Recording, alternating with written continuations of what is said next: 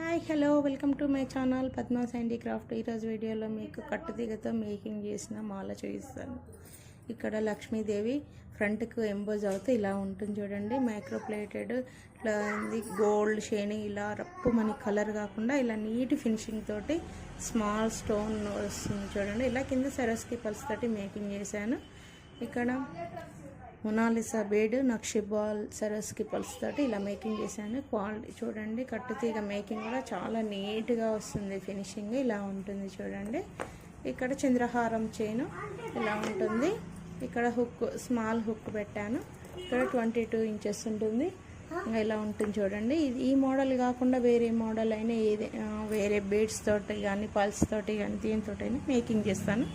ఈ మోడల్ నచ్చినట్లయితే పైన ఉన్న వాట్సాప్ నెంబర్కి మెసేజ్ చేయండి. Thank you friends.